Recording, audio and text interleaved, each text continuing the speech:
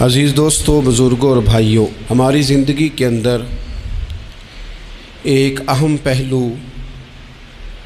جس سے ہم بڑی تکلیف کا شکار ہو جاتے ہیں اور بعض اوقات اذیت ناک حد تک وہ بات چلی جاتی ہے، وہ ہوتا ہے لوگوں کا باتیں کرنا۔ لوگ ایک دوسرے کے بارے میں تبصرہ کرتے ہیں، گفتگو کرتے ہیں۔ اگرچہ اسلام نے اسے بڑا ناپسند کیا اور غیبت کو زنا سے زیادہ بدتر قرار دیا، لیکن معاذ اللہ ثم معاذ اللہ لوگ پھر بھی اس اخلاقی کمزوری کا شکار ہو جاتے ہیں اور لوگوں کے بارے میں گفتگو کرتے ہیں۔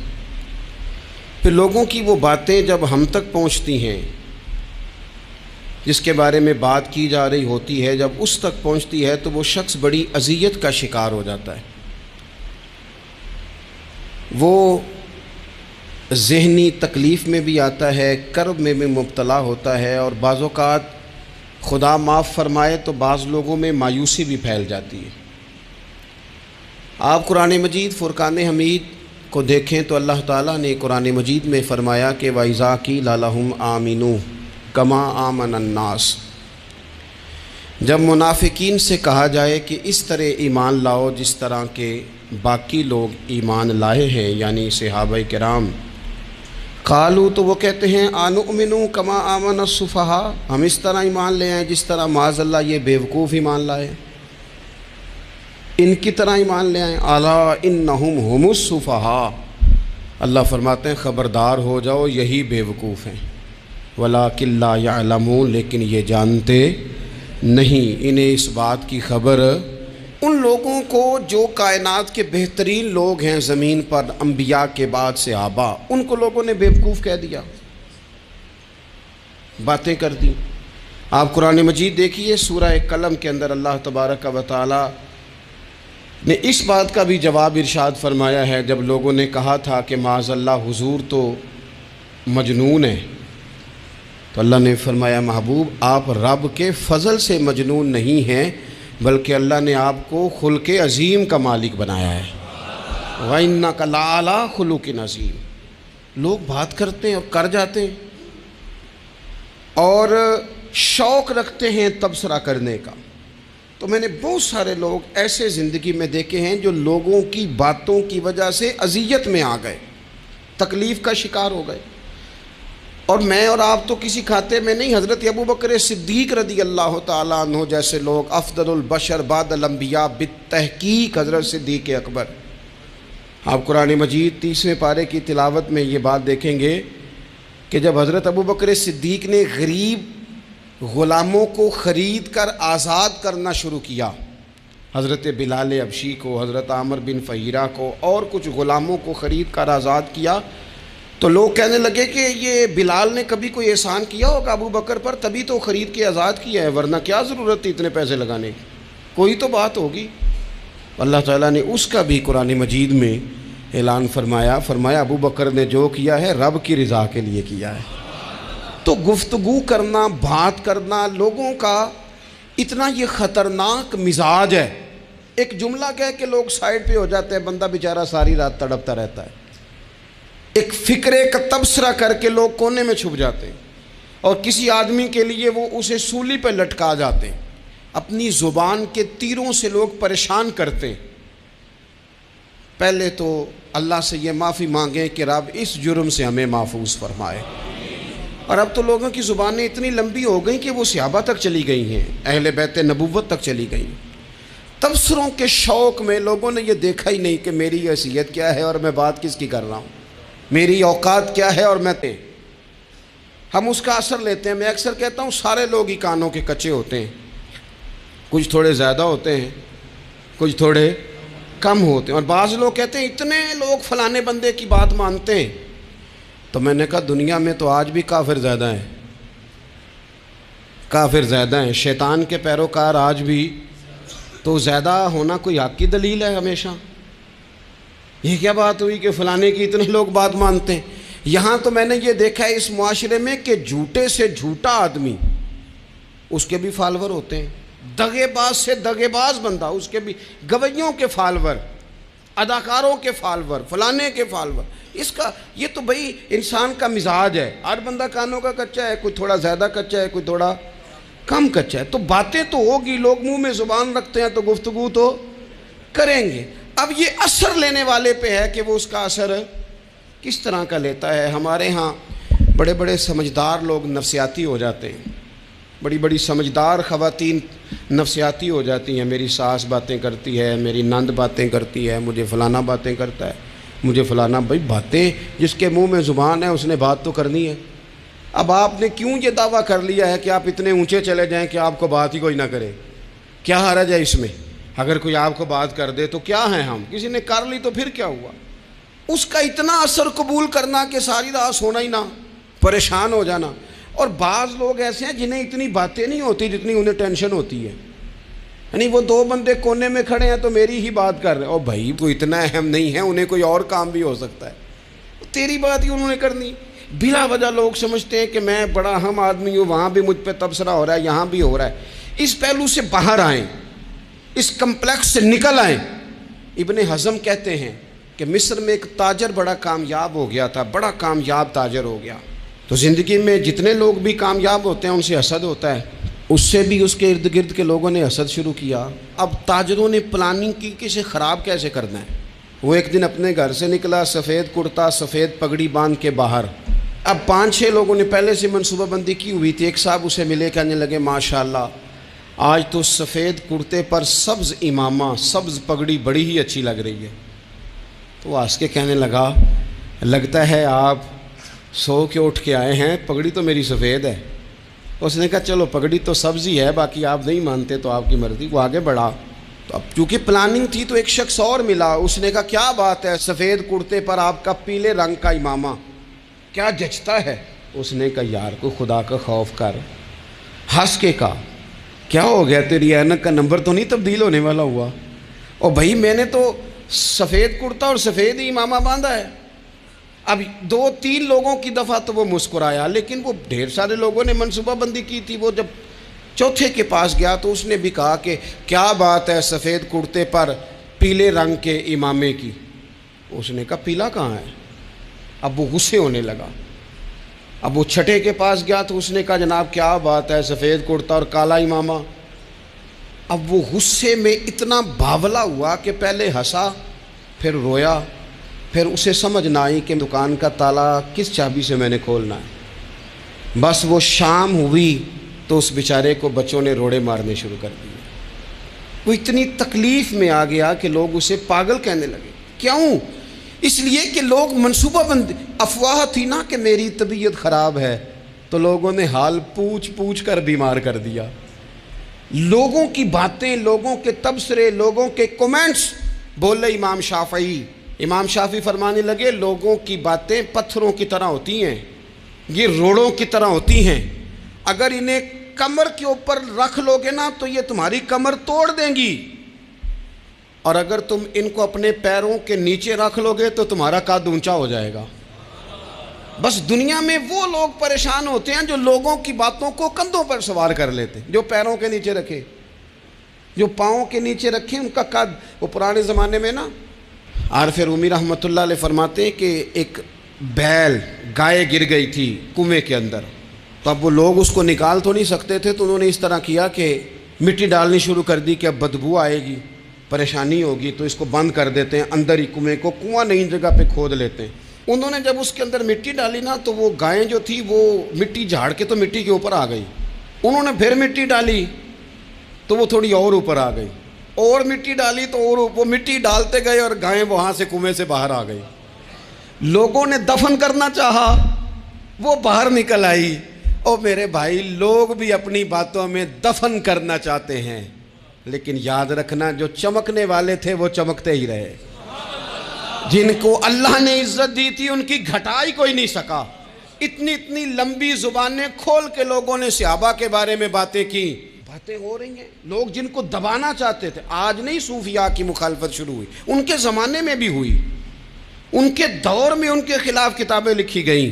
لکھنے والے خدا جانے کہاں ہیں، اور داتا صاحب ہو رہی ہے۔ خواجہ صاحب ہو رہی ہے. حضور غوث اعظم کے ان کے زمانے میں بھی ایسا نہیں ہوا کہ بڑی خوشی سے لوگوں نے آگے بڑھ کے پھول ڈالے ہوں. ان کے دور میں باقاعدہ جتھے تیار ہوئے، جتھے، اور پورا کام کیا گیا. اور ویسے بھی اگر کوئی شخص آپ کا مخالف ہی نہیں ہے تو پھر آپ کو چمکنے کا مزہ کیسے آئے گا؟ کوئی تو مخالف ہو نا، کوئی تو ہو نا جو کوئی بات کرے. دیکھیں نا، اگر اندھیرا نہ ہو، رات نہ ہو، تو بلب کی کوئی اہمیت رہ جائے گی؟ یہ چمکتا ہی تب ہے جب اندھیرا زیادہ ہوتا ہے. ہم کہتے ہیں اندھیرا ہو گیا، اور بھائی تجھے چمکنے کا موقع دیا ہے اندھیرے نے، تجھے اس نے عروج دیا. تندی باد مخالف سے نہ گھبرا اے عقاب، یہ تو چلتی ہے تجھے اونچا اڑانے کے لیے. تو باتوں سے پریشان نہ ہو. میں نے کہا کہ اگر آپ باتوں کا پہاڑ بنا کے اوپر سوار ہو جائیں گے نا تو قد اونچا کریں گی باتیں. جو بندہ ڈسکس ہونے لگ جاتا ہے وہی تو مشہور ہوتا ہے، اسی کی تو بات ہوتی ہے. دیکھیں کیا ہوتا تھا بھلا مکے میں. کوئی بندہ باہر سے آتا تو ابو جال اسے کھڑا کر کے کہتا حضور کے پاس نہ جانا. تو کہتا پتہ تو کروں بھلا نبی پاک کے پاس کیا ہے، پتہ تو کروں بھلا حضور کے پاس کیا ہے. تو جن سے تعارف نہیں ہونا تھا وہ بھی تعارف کرا رہے تھے رسول پاک کا. تو اس لیے باتوں سے گھبرا جانا. ہاں ایک بات ہمیں کتاب و سنت میں ملتی ہے، اس پر ضرور غور کریں. تہمت والی جگہ سے بچیں، تہمت کا موقع نہ دیں. مطلب بلا وجہ ہی اپنے لیے بحث کا دروازہ کھولنا یہ درست نہیں ہے. اپنے لیے ہم نہ دروازے کھول لیتے ہیں بحث کے، مفت کی بحث ہو رہی ہے، فلانا بھی ڈسکس کر رہا ہے. کچھ چیزیں ایسی ہوتی ہیں جو سب کی سمجھ کی نہیں ہوتی، وہ سب کے سامنے ڈسکس کرنا ضروری نہیں ہوتا. حضرت سیدنا ابو ہریرہ رضی اللہ تعالیٰ عنہ فرمایا کرتے تھے مجھے نبی پاک علیہ السلام نے علم کی 2 تھیلیاں دی ہیں، میں نے ایک کھولی ہے تمہارے سامنے، ایک کھولی ہے، دوسری نہیں کھولوں گا. اس لیے کہ ہر بندے کو بات اس کے ظرف کے مطابق کرنی چاہیے. تو موقع نہ دیں. نبی پاک صلی اللہ علیہ وسلم نے فرمایا اس بندے نے اپنی، یہ بخاری میں موجود ہے، فرمایا اس نے اپنی عزت اور اپنی جان کو محفوظ کر لیا جو فتنے والی جگہ سے بچ گیا. جہاں تہمت لگ سکتی ہے اس جگہ سے بچیں.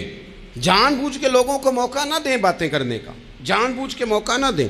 جامع ترمذی کے اندر حدیث موجود ہے، حضرت سیدنا عمر فاروق رضی اللہ تعالیٰ عنہ نے ایک موقع پر اجازت مانگی تھی نبی پاک صلی اللہ علیہ وسلم سے. عرض کیا یا رسول اللہ صلی اللہ علیہ وسلم مجھے آپ اجازت دے دیں، میں عبداللہ بن ابی سلول کی گردن اڑا دوں، یہ منافق بار بار آڑے آتا ہے، بار بار تکلیف دیتا ہے، آپ مجھے اجازت دیں میں اسے قتل کر دوں. تو اب وہ چونکہ کلمہ پڑھتا تھا، ساتھ تو رہتا ہی تھا نا، بہت سارے لوگ اسے مسلمان جانتے تھے.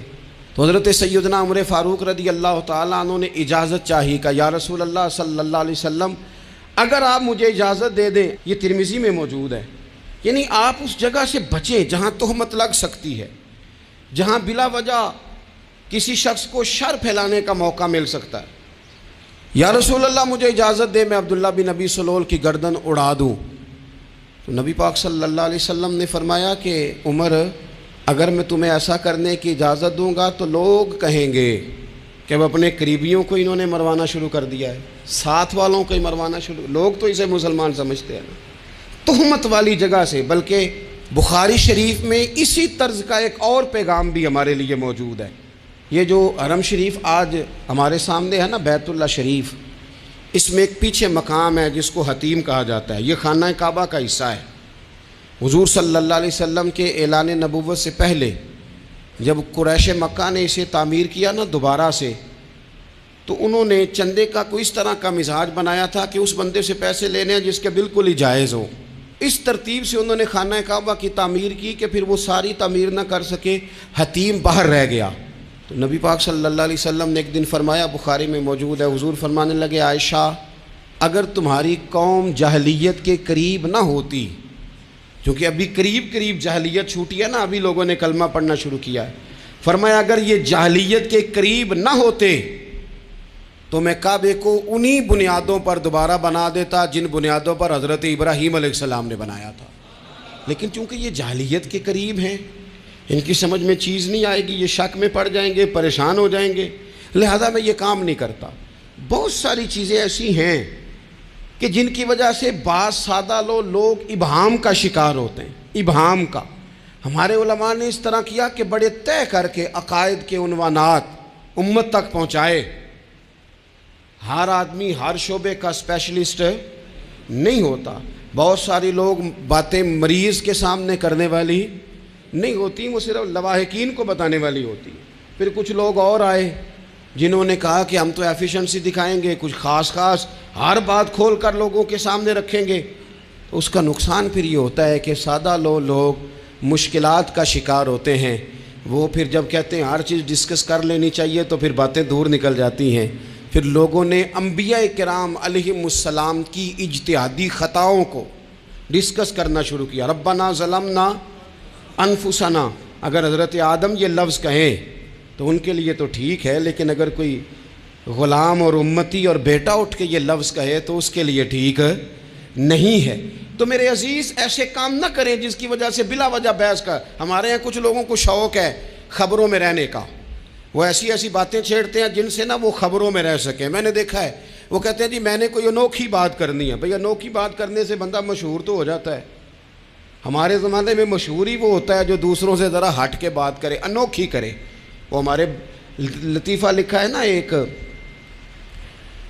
اہل عرب کا، ایک ہجا نام کا عربی کا ایک لطائف سنانے والا شاعر ہے، تو وہ کہتا ہے کہ ایک شخص نے ایک دفعہ کہہ دیا تھا گدھا کھانا جائز ہے۔ بڑے بڑے علماء اس کے گھر چلے گئے کہ بھئی کوئی دلیل، کوئی جزیہ، کوئی کہاں سے، کوئی کتاب، کوئی حوالہ، کوئی شے۔ اس نے کہا روز آؤ گے ایک بندے کو بتاؤں گا، کٹھا اسٹیج لگاؤ، ایک ہی دفعہ حوالے دیتا ہوں، روز نہیں دیے جاتے۔ وہ اسٹیج لگ گیا، دنیا جمع ہو گئی، جنہوں نے کبھی ٹائم نہیں نکالنا۔ تو یہ ذرا انوکھی بات جو کر رہا تھا، وہ سارے لوگ آ گئے، تو وہ اسٹیج پہ چڑھا تو کہنے لگا مجھے جانتا کوئی نہیں تھا۔ چلو اب بدنام جو ہوں گے تو کیا نام نہ ہوگا، اب قیامت تک کہو گے تو صحیح نا۔ وہ اس مولوی دے گھر جنہیں ایک بار آکھیا نہیں سی گدھا کھانا جائز ہے، چلو بدنام جو ہوں گے تو کیا۔ تو بہت سارے ایسے لوگ ہیں جو ہیں بدنام، پر چلو نام تو ہو گیا نا۔ بدنامی صحیح، شرارت صحیح، شیطانیت صحیح، لیکن نام تو ہو گیا۔ تو اس لیے کوئی ایسا انوکھا کام جس سے لوگوں کی، میں آپ سے بڑی گزارش سے عرض کروں، اعلیٰ حضرت بریلوی رحمۃ اللہ علیہ نا، لالٹین کے اندر مٹی کا تیل جلایا جاتا ہے ہمارے ہاں، تو مٹی کا تیل ظاہر ہے اس سے بدبو آتی ہے، تو مسجد میں وہ جلانا جائز نہیں تھا۔ تو ایک صاحب ارنڈی کا تیل لائے، وہ خوشبو والا ہوتا ہے، وہ لا کے انہوں نے نا اعلیٰ حضرت بریلوی رحمۃ اللہ علیہ کو لالٹین میں ڈال کے دیا اور کہا کہ یہ مسجد میں اس کو جلاتے ہیں چونکہ اس کے اندر سے خوشبو آتی ہے، بدبو نہیں آتی۔ تو وہ جو شرعی عذر ہے نا، حضور نے فرمایا کہ جمعے والے دن غسل کر کے آؤ تاکہ کسی کے پسینے سے ایک دوسرے کو تکلیف نہ ہو۔ کچا لہسن پیاز کھا کے مسجد آنا اس لیے منع کر دیا گیا کہ منہ کی بدبو سے تکلیف ہو، تو مسجد میں کوئی ایسی چیز جو بدبو کا باعث بنے منع ہے۔ اب انہوں نے وہ تیل لا کے لالٹین میں ڈالا جس سے خوشبو آتی تھی اور لالٹین بھی روشن ہوتی تھی۔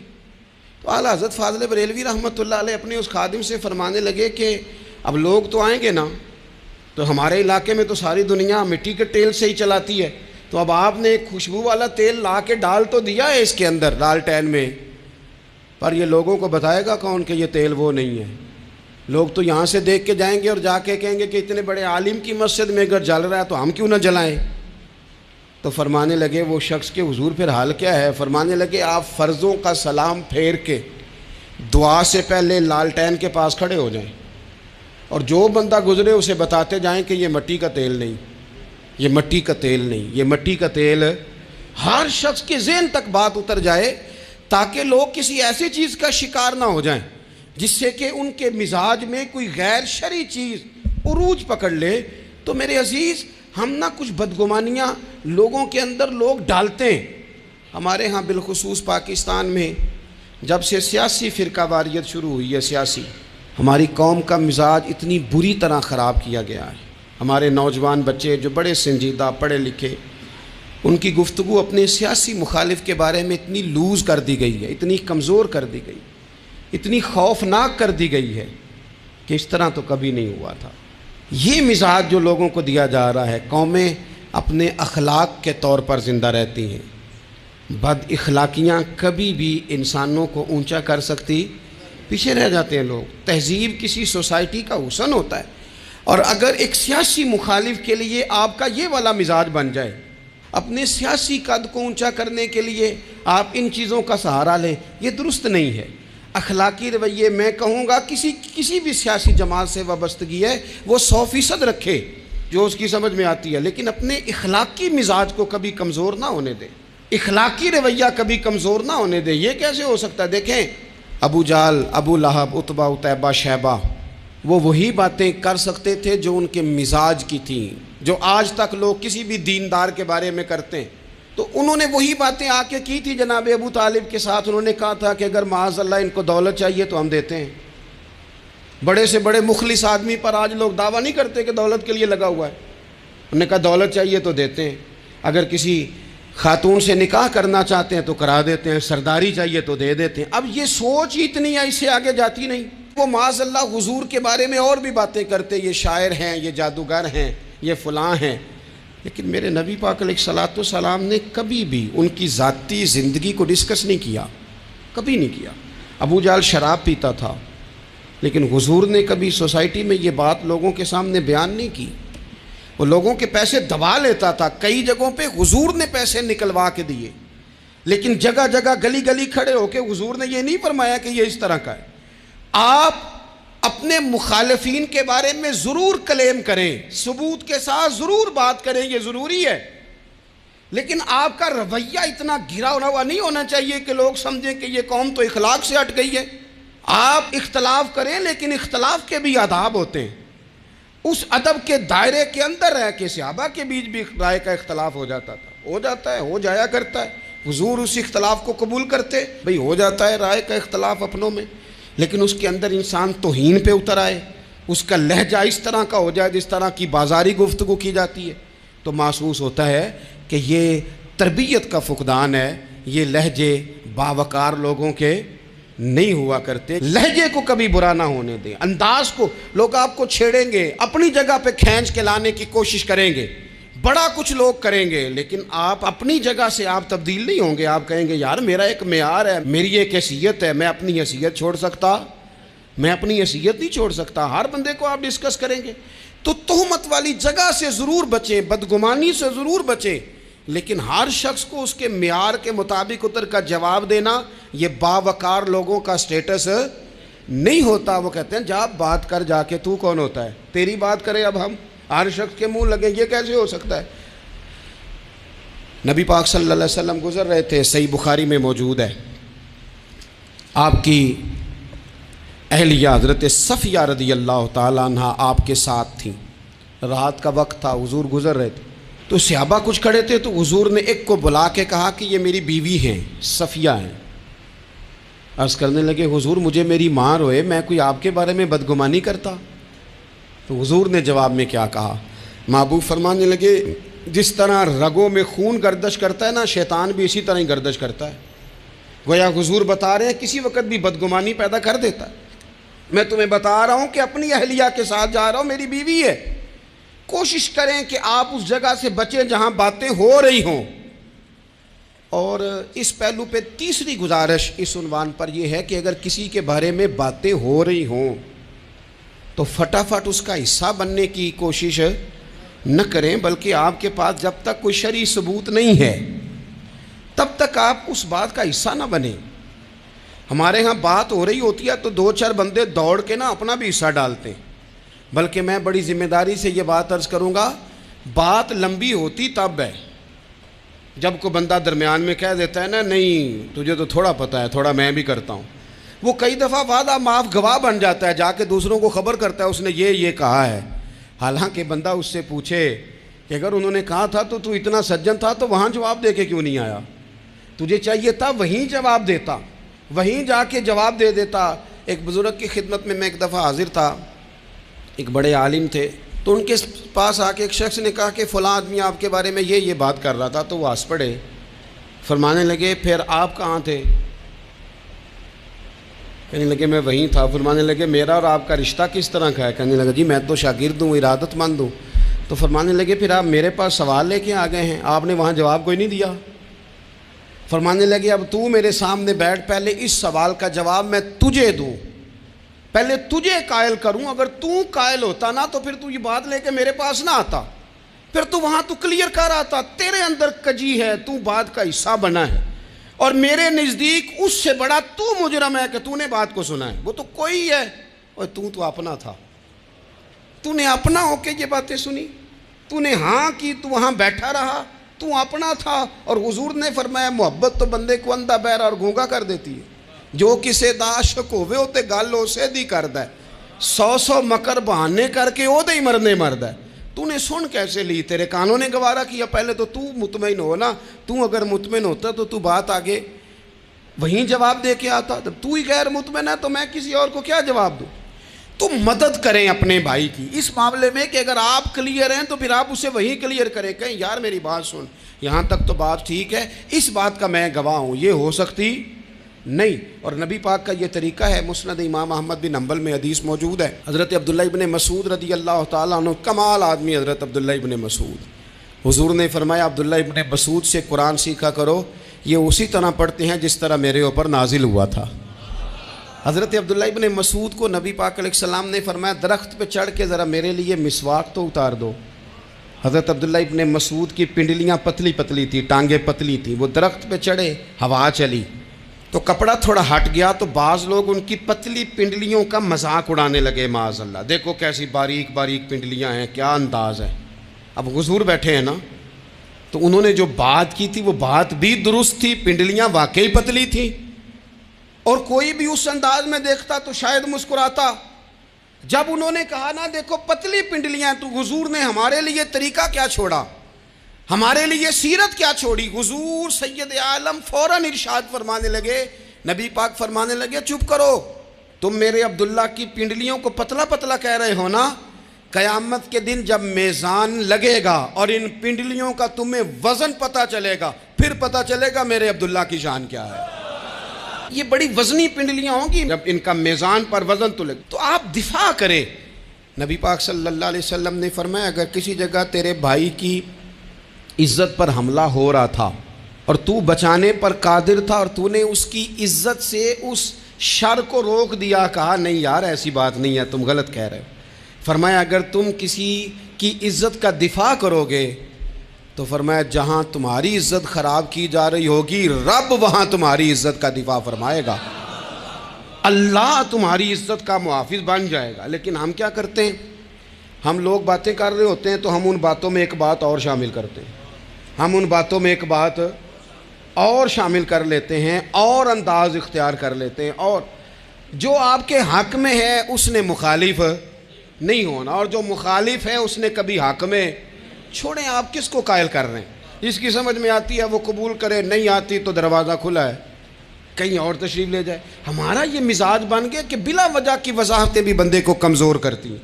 بلا وجہ ہم کمزور پڑ جاتے ہیں. تھوڑے بے نیاز ہو جائیں، چھوڑیں، کچھ بے نیاز بنے، طبیعت کوئی بے نیاز. ہم نہ بے نیاز نہیں ہوتے، ہر بات کو سوچتے ہیں، ہر بات کی وہ جی وہ فلانے نے پتہ کیا کہا ہے. تو بڑی معذرت سے بالخصوص خواتین کا مسئلہ ہوتا ہے، وہ کہتے ہیں پوری دسو، نہیں دسو نے آخیا کی، بھئی آپ نے کیا کرنا ہے، اس کے لیے پھانسی کا حکم لگانا ہے آپ نے. چھوڑ دیں، بات ہو گئی، ختم ہو گئی. اپنی زندگی میں تھوڑی سی بے نیازی بھی پیدا کریں، تھوڑی سی بے نیازی.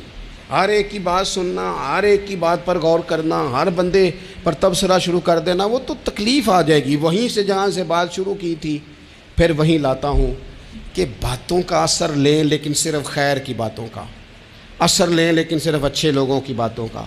ہر ایک کی بات کا اثر لوگے، لوگ دو قدم نہیں چلنے دیں گے. اور دوسرا میں آپ کو بڑی ذمہ داری سے عرض کرتا ہوں، ہم ویژن والے لوگ ہیں، ہماری 1400 سال کی تاریخ ہے، ہم ویژن والے لوگ ہیں. یہ نہیں ہے کہ ادھر ایک بندہ آیا تو تھوڑی سی ہم اس کے پیچھے چلے جائیں گے، پھر کل ایک اور آئے گا تو تھوڑا سا اس کے پیچھے چلے جائیں گے. یہ تو وہ لوگ ہوتے ہیں جن کے پیچھے بنیاد نہیں ہوتی، اور جن کی پوری بنیادیں ہونا. وقت زیادہ ہو گیا، ورنہ میں آپ کو اپنی سند پڑھ کے بتاتا کہ ہماری سند امام بخاری تک کیسے جاتی ہے اور امام بخاری کی رسول پاک تک کیسے جاتی ہے. یہ تو ایک تسلسل ہے. تو اس لیے بڑی جلدی آزمائش کا شکار نہ ہوا کریں. باتیں کس لیے ہیں؟ جو بندہ ویلا ہے اس نے بھی 4 باتیں تو ہر بات کا اثر نہ لیں. بالخصوص جوانوں سے کہتا ہوں، ٹارگٹ اچیو کرنے کے لیے سب سے پہلے تو مقاصد کا تعین کرے، جانا کے دور، پھر اس پہ لگ پڑے. باتیں ہوتی رہیں گی لیکن باتوں کو پشت پہ سوار نہیں کرنا، باتوں کو پاؤں کے نیچے رکھنا ہے، قد اونچا ہو جائے گا. قد اونچا ہو جائے گا، پشت پہ سوار کرو گے تو گردن ٹیڑھی کر دیں گے، آپ بس بڑھتے جائیں۔ گھوڑا جب دوڑتا ہے نا، دوڑتا ہے تو اس کے پیروں کو جھاڑیاں لگتی ہیں، لیکن اگر دوڑتا رہے تو کوئی جھاڑی کہیں رہ جاتی ہے، کوئی کہیں رہ جاتی ہے۔ باقی مخلوق کرتی ہے باتیں، وہ کرتی رہے گی، آپ آگے بڑھیں، سفر کرتے رہیں۔ سفر بہت سارے باتیں کرنے والے وہیں رہ جاتے ہیں اور کام کرنے والے کہیں کے کہیں پہنچ جاتے ہیں۔ باتیں کرنے والوں میں سے نہ ہوں، کام کرنے والوں میں سے ہوں۔ اللہ توفیق عطا فرمائے۔ آخر دعوانا ان الحمد للہ رب العالمین۔